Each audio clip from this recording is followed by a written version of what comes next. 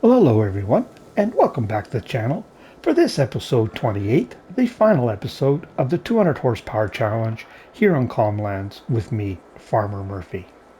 Well, as things normally go, they didn't quite go to plan. I thought we'd be recording this actually last month in January, and what I was planning on doing was a wrap-up video, but also showing a little bit of a vegetable harvest using those new potato harvesters, the two-row ones. I didn't really show much of that at all last time. But as it turned out, January was snowing like crazy. It was a very dark, gloomy day, and not very good for recording at all. But because I had the time in real life, I decided just to go ahead and get the crop harvest done because that was going to take a while, and just come in at a later date and record a wrap up. So that's what we're doing now. So I apologize about not seeing the two-row potato harvesters that work on the like carrots and parsnips, but you sure seen lots of them working away on the potatoes. So, but a much nicer day today, as you can see. And also, we are up here on top of our grain silo. I said I was going to do that in the last episode, so I did break the rules here. The very last thing I did is lease this telehandler to climb up on here, but I think we can get away with that. And it gives us a pretty good view of the farm from up here. You can see our starting homestead just down through the trees there. We'll be heading down there right away to take a look. And of course, a really good view of this upper plateau here where we did most of our expansion. Added our animal pens. I've got all our powered equipment lined up there that we'll take a look at here a little closer in just a minute. And you can see most of our fields from here, but not all of them. You can see off on that hillside there, the soup factory. Well, the fields we can't see on the other side are our barley fields and our I should say three vegetable fields. Actually, we can go on the map and have a look at that. So the fields we can't see is this barley field here and our three vegetable plots. But all of these fields here we can see. So what I wanted to do here, and as I mentioned a few episodes ago when we planted those potatoes, I wanted to show what our farm was capable of in its current condition or configuration, the kind of revenue it was capable of generating. So as you may recall, when we were, the last thing we did, we seeded those potatoes there, we were at somewhere between 20 and 40,000. I should have gone back and looked, but it was in that area anyways where our funds were. And we were going to take a look at what could be generated in one complete crop cycle. And that crop cycle was completed with the harvest of the potatoes and other vegetables last month. So in that time, between that planting and that harvest, we harvested this barley field once. This barley field, the small one in front of us, and the barley field that we can't see once, and we did 2 cuttings of grass. And what I did is I processed all the barley into seeds except for what was required for the chickens. The other thing to note is if we look here is I held back what I was typically keeping on hand to, so if we were to carry on, we'd have the same amount of materials or supplies on hand as we always typically would have. So I didn't sell off everything, in other words. So we have our 17,000 liters of solid fertilizer. We have like 232,000 liters of straw. It's keeping around 200,000 liters on hand. We have almost 19,000 liters of seed still. There's our extra potatoes from our harvest. We'll talk some more about that in a minute. And barley for the chickens. So they're pretty much at the levels or slightly above what I normally kept on hand as just a matter of course. So the $1.477 million that we made in one crop cycle is what we would have to available to expand if we were to carry on. And in the next 5 month cycle, we'd make that again. And we wouldn't jeopardize feeding our cows or our chickens or anything like that. So the point of that was to show that, you know, I think we've built a pretty profitable and successful farm, even though we haven't. If we take a look at the map again, we haven't, you know, compared to a lot of others, we haven't bought a tremendous amount of land. You know, we have a few plots here, and I know we had discussed about buying this plot here and possibly doing some corn. And like I said, there's no reason we couldn't carry on and do more. It's like I explained before, just with the new game coming, I have one more series I wanted to do on 22. And I think we have shown that, you know, you can build a very successful and profitable farm uh, using only equipment that is less than 200 horsepower. And obviously we could carry on and, you know, expand very easily. Anyways, enough of that from up here. What I'm going to do is let's just take a look at where we started and kind of wander around and take a look at a few things. So I'll meet you down at the main farm. Wow, we're down here where it all started. And I just realized, you know, I probably should finish up on the financial side before we start doing a tour around. So just a couple other things. I should explain where that 1.4 million or almost 1.5 million came from. Obviously, it was the sale of the barley, turning that into seed. And interestingly enough, those two fields, the large field, as you may recall, we got 101,000 liters off of it. And when I harvested this little field with the one over on the other side of the soup factory, we got 96,000 liters. And that was almost enough to keep the seed production running full time. We actually did run out early in the day, or early in January, so it wasn't quite enough to keep it going full time, but it was pretty darn close. Like I wouldn't add another field just to get a few more hours of production out. So obviously that's where some of the money came from. Now we did process all of the manure and slurry, and we are still having issues with that barn up on top. We would have had even more money if it was producing manure like it should. When I went up there, I grabbed 20,000 liters of slurry and only got 5,000 liters of manure out of it.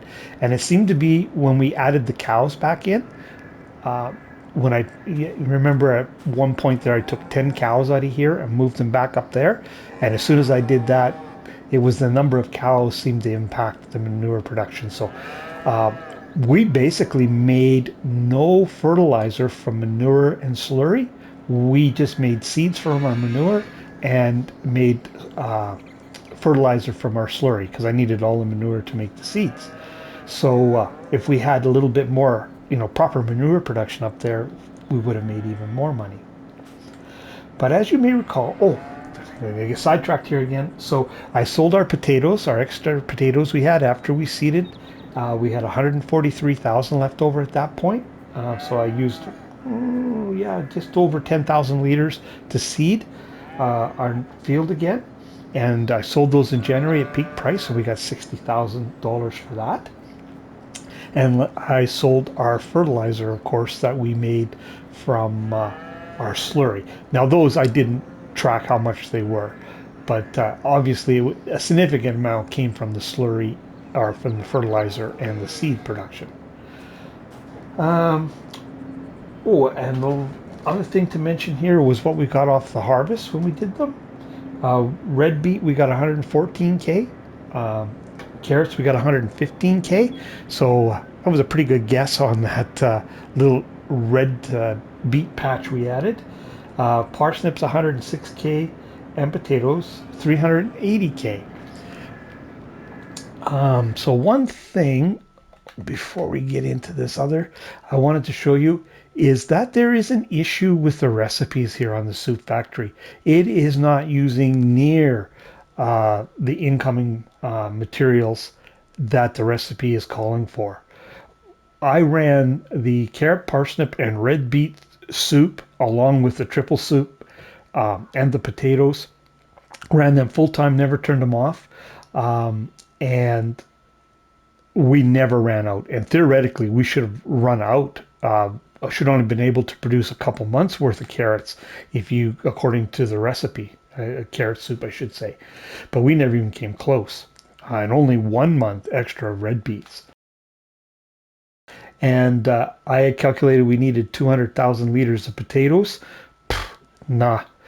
Um, we got 380,000 liters of potatoes off of there, and I've got 300,000 liters in storage. I only added 80,000 liters, and we were at 225, as you may recall, when we kind of at our 0 point. So it's, I would say, off by close to a factor of 10. So we have more than enough acreage in root crops, and we could actually, rather than putting in production, could have held back way more and sold them to make money as well. So I think that it kind of shows. And oh, sorry, one more thing. Good thing I made some notes. When it came to the grass cuttings, we did 2 grass cuttings, and I did sell that silage. But if we look in here again in our fermenting silo, I said we had 600,000 liters of silage at the when we were at the 0 point, if we want to call it that, and I still have that 600,000 liters sitting there. So I only sold the 2 cuttings, so there was no nothing untoward going on there. Okay, now I think that's everything I wanted on my list. Now, as you remember, we started with this cow pen. We had this cow pen, we had the bunker and the house and the shed. That was our humble start. It wasn't too long before we added this production in here, and we added the stationary forage mixer. Now, if you can see that, we are just about out of total mixed ration in here, but all our incoming materials are at 100%. I have not added anything to that. That is from several episodes ago. I told you I'd filled that up. I haven't added any since that time. We're just at the point now where we need to turn it on and top those back up. So TMR has lasted us really well. We started with 10 cows in here. We now have 20. This pen is full. And we bought 5 the first month, I think it was, and then 5 the second month or third month. And all the rest has been from organic growth. So after we expanded down here, other than fields, then we moved up top. And I do have a few bits of equipment tucked down here still. We still have our tedder and our animal trailers down here. And actually our small trailer is tucked over here. I kept it in this barn. Actually, what we'll do is we'll run around to the front side here, because our scanner is in here, and I kept our feed loading trailer in there, and of course there's our trailer we used to haul the milk with. And our trailer we bought to haul our slurry is just sitting beside this barn right here. Right to there. So let's head up top. I'll meet you up there and we'll look at what's going on up there. So this was our next expansion area up here. As you may recall, we added in our machine shed and a workshop trigger, and we had a fuel point. We added our fermenting silo and our regular silo, our chicken pen, and our second cow pen. But I have lined up our fleet of equipment where we ended up, largely Deutz-Fahr. And I just realized when I was doing this harvester is 195 horsepower. Our 3 Warriors are all 195 horsepower, interestingly enough. Of course, then we have our older Deutz here that we just recently bought. It's 143, and our Buer that we used as our yard tractor, and it's 135. So that is our final fleet of powered equipment. And of course, scattered about between here and our other shed, we have all our, towed behind or other implements.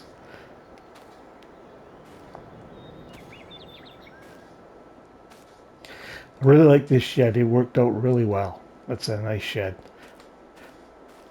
Here we have our pickup wagon, and then our bale stacking trailer we're tucked in under here, and our lime spreader is over here.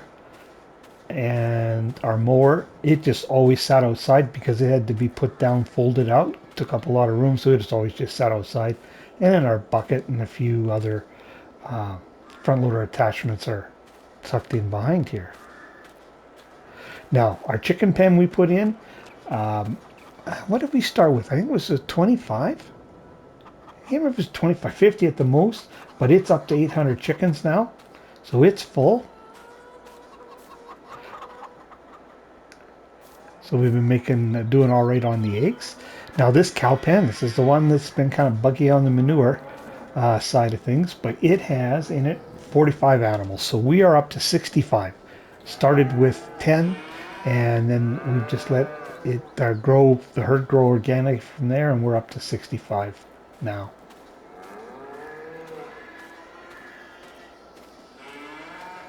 Yeah, not much else to say about up here. Like I said, this was our where we did our first big expansion other than property. So the only other place to really take a look at is over by our production area. So let's head over there. And this is where we did our final like infrastructure type upgrades. Was over here. We added in our soup factory and an additional shed where it's mostly root crop equipment in here, but not exclusively. We've got our roller in here, and our large trailer, and our baler is also tucked in here, but everything else, oh, and our plow is back in there. But it's mostly the stuff I used for root crops and then kind of overflow I couldn't get in the other shed. And oh, you know, if we go back here, we'll see. I did not put in these fields. I did the barley fields because I was, you know, going to be some time. I didn't want to have all our fields stripped bare, but I didn't put these fields in when I was on last month. Basically, didn't have time. I spent most of my time carting after I got the uh, the fields harvested, and then I had to cart all that silage and those potatoes. So I spent a fair bit of time doing that. What else? Let me check my notes here. Oh, I wanted to mention too that we are at 164 hours that we've put into this challenge. And the other thing I'll remind you is we did this on normal economy.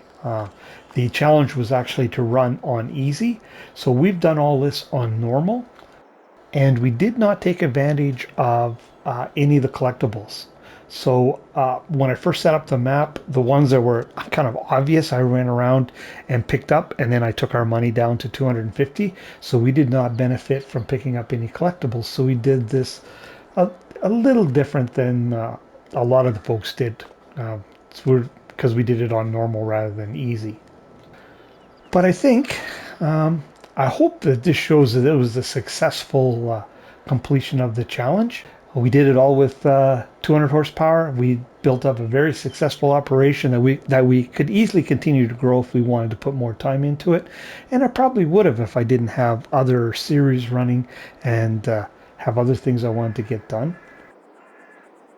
Because I did enjoy it, but I think it is time for us to say goodbye from here on Comland. So those of you that have stuck with me the entire series, I really do appreciate it.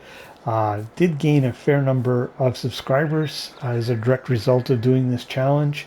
So to all of you and to all of my subscribers, I really thank you. I do appreciate that as well. And I hope you will come and join me on my next exciting adventure that, I don't know, it'll be probably a couple weeks, I'm thinking, before that starts, because I'm going to need some time to set up, and I want to concentrate on moving my other series along, so they're getting close to being wrapped up as well. So again, if you're still with me, I really appreciate watching. If you haven't already, I encourage you to hit that like and subscribe button. And if you want to know when other content like this lands, I encourage you to hit that old notification bell. But for a final time, this is Farmer Murphy signing off from Comlands.